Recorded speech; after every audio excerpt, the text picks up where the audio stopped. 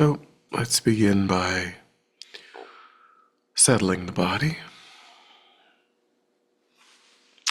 adopting a stable, comfortable, upright position, serviceable for meditation. So we think about keeping our feet flat and our back straight, torso open, hands in the lap, right over left, with the palms upturned and the thumbs gently touching. Our eyes are gently closed or slightly open, making sure we let in enough light to remain alert.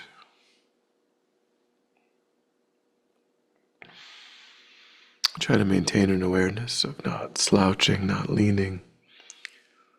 We also let go of any unnecessary tension or rigidity in the body, relaxing into a stable, comfortable, upright position, just allowing the body to fall into place.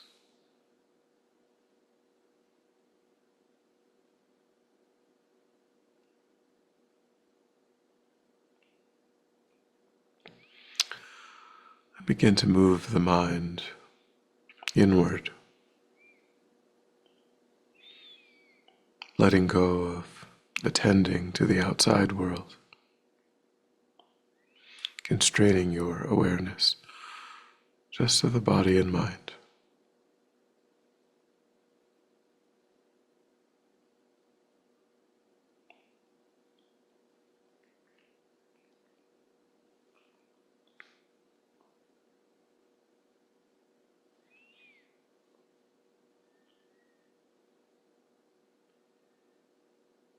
And begin to concentrate that awareness in the present by attending closely to the physical sensation of the air as it moves into and back out of the tip of the nostrils.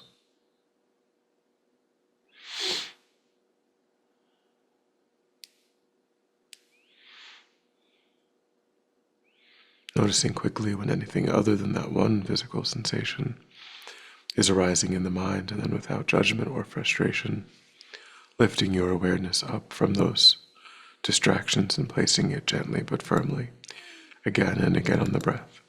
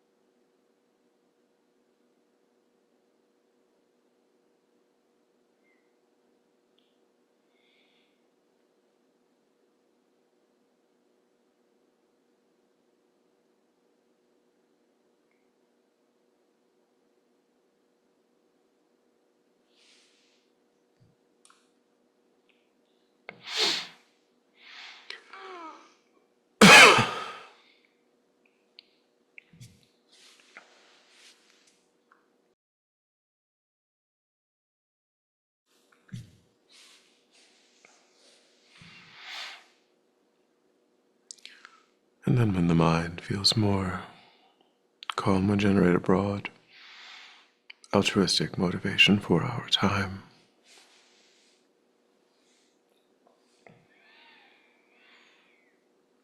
taking a moment to intentionally widen our circle of concern to try to embrace countless sentient beings within the field of our practice.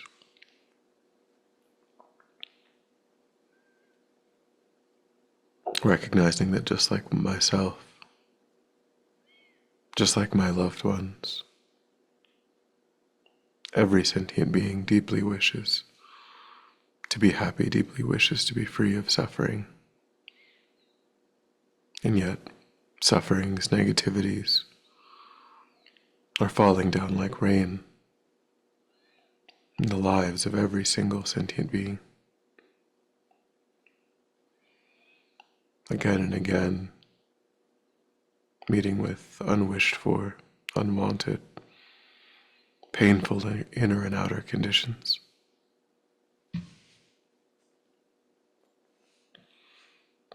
So to work only for my own welfare,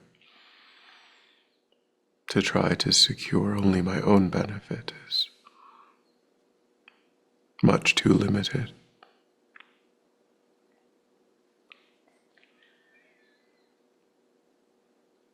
I think in this life I've been able to meet with the teachings. I have a perfect human rebirth with which to develop my mind, my potential, to take the essence of this life would be to work for the welfare of all sentient beings without exception.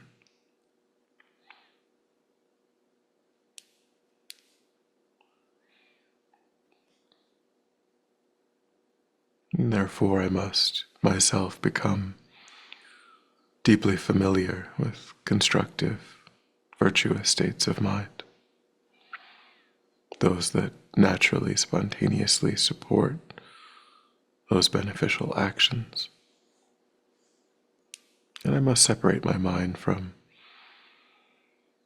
the tendencies and the habits that I have that are not constructive, not beneficial, those that agitate and disturb my mind, those that motivate me to act in ways that harm others. And in this way, I will be successful in working to secure the happiness of all sentient beings.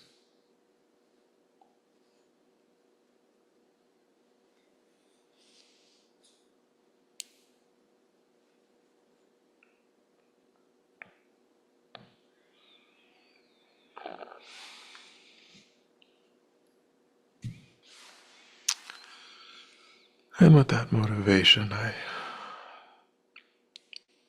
thought we'd spend a couple classes again going through the 8 verses of thought transformation. We do a couple of times a year. So the first of these 8 verses is with the thought of attaining enlightenment for the welfare of all beings who are more precious than a wish-fulfilling jewel. I will constantly practice holding them dear.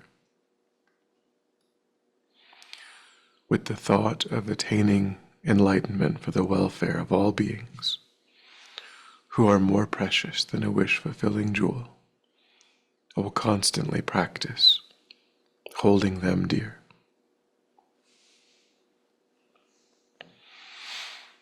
So a wish-fulfilling jewel is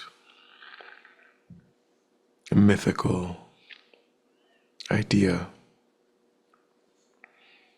something that can provide any material good, comfort, happiness.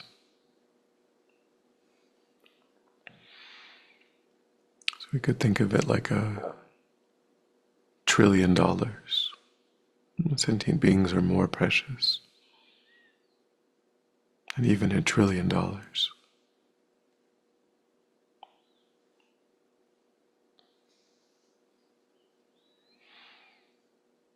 Because there's no lasting happiness, no real, secure, permanent happiness that can be found in material comfort.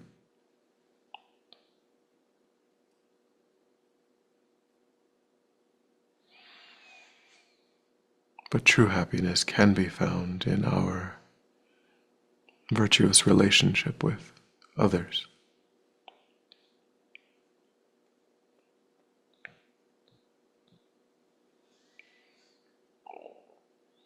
And think that the fact that we did achieve this perfect human rebirth is completely dependent on past virtuous karma that was created in relation to sentient beings. The practice of morality, generosity, patience, loving kindness, compassion.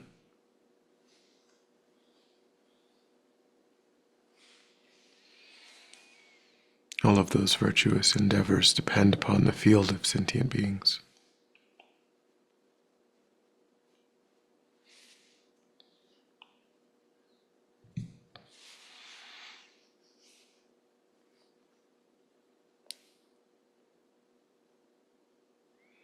So the fact that sentient beings provide us these opportunities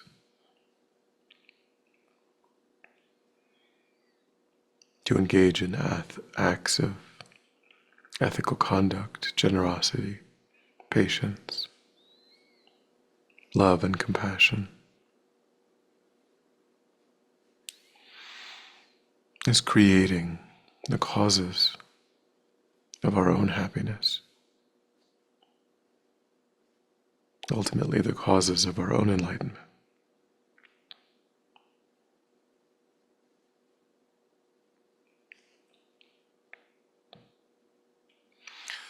So think first of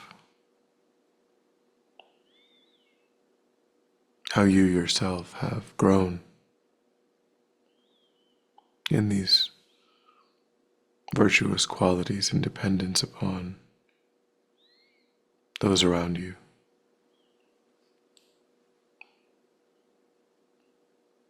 Thinking of all of the ways in which you've been able to practice, to put into practice these spiritual ideals in your own life in dependence upon sentient beings.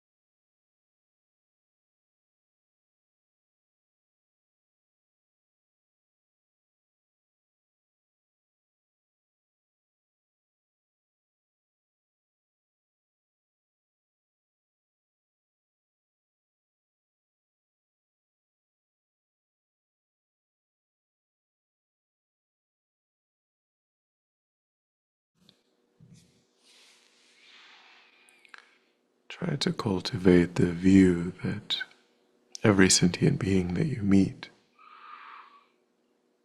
is leading you to your enlightenment,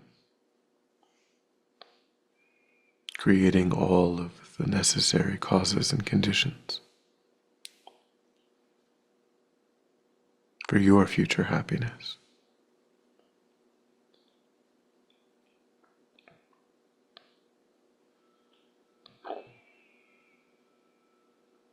And seeing them in that way gives rise to cherishing them.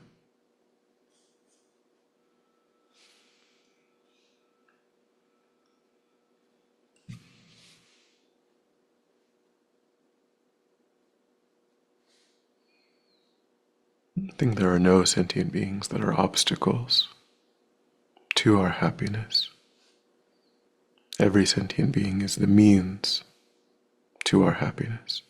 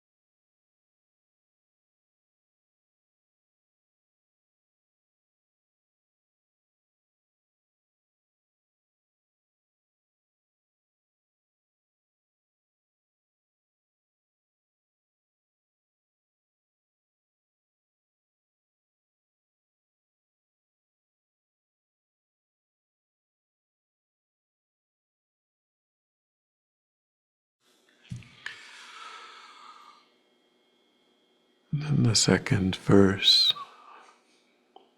whenever I am with others, I will practice seeing myself as the lowest of all, and from the very depth of my heart, I will respectfully hold others as supreme.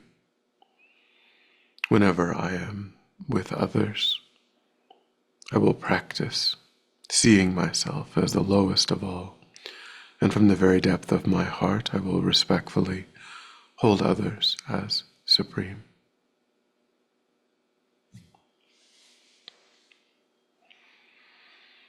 So here we're cultivating the attitude of seeing ourselves as a helper to sentient beings,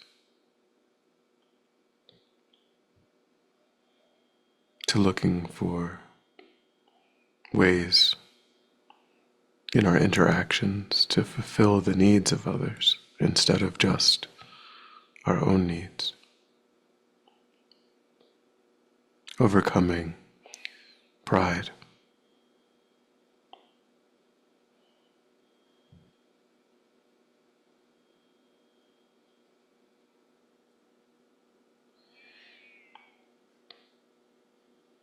So think back over the past few weeks.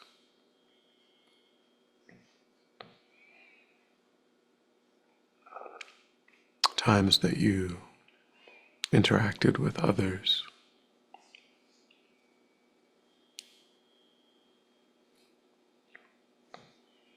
And think how often do we try to make those interactions work out, mainly for oneself.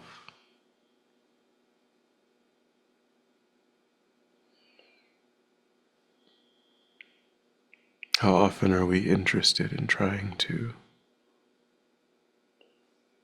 secure our own benefit?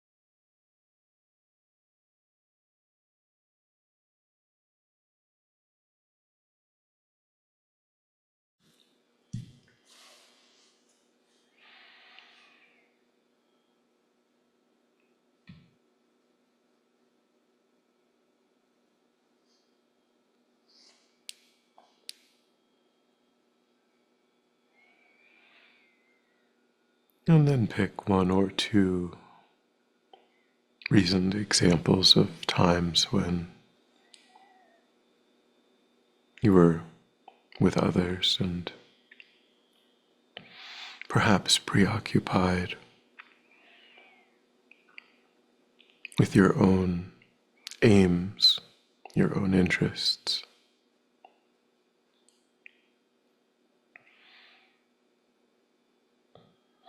And try to imagine adopting that wider perspective.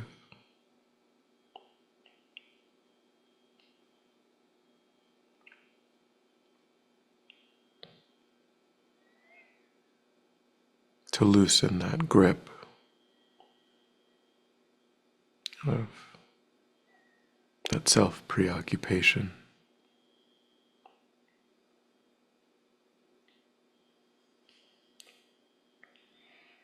And to be on the lookout for how to be of assistance to those around you.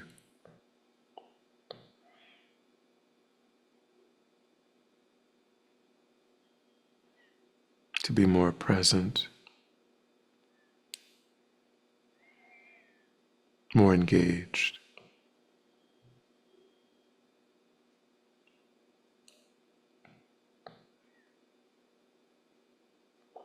Try to role play that, adopting that view.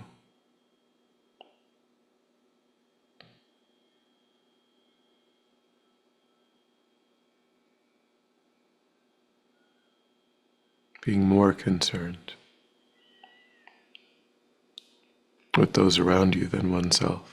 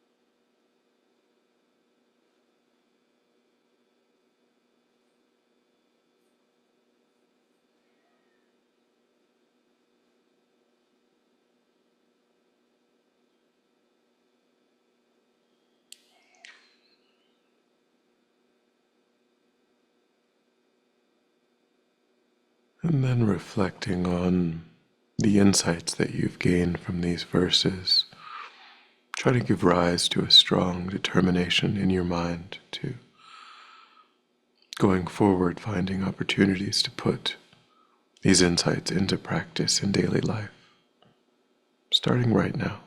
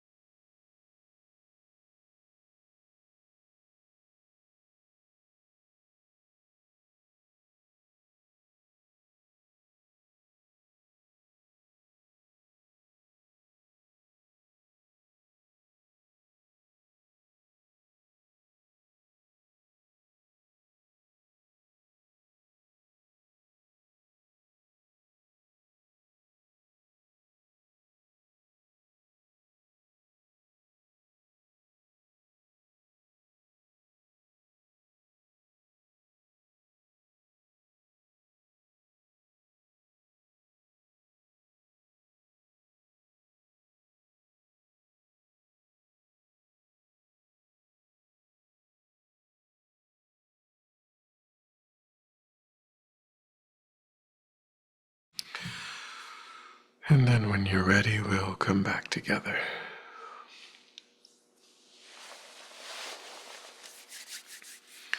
And we'll dedicate. So recollect your altruistic motivation and think that by having engaged in this contemplation, you've actualized that motivation, which has generated positive energy in your mind. And think that you freely offer the fruit of your practice, that positive energy, for the benefit of all sentient beings without exception. Thinking strongly when this positive energy ripens, may it serve as a cause and condition to eliminate war and conflict, poverty, famine, disease, disasters, all painful inner and outer conditions. May it fully ripen the minds of all sentient beings. May they quickly find perfect teachers and rise in the state of full enlightenment. May I too achieve the state of enlightenment so that I might work for the benefit of sentient beings perfectly. May any obstacles facing the Guru's long life be completely dispelled. And may I and all sentient beings in this moment come under the joyful care and guidance of enlightened beings.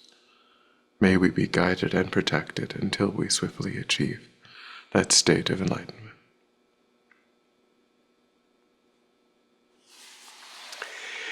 Thank you.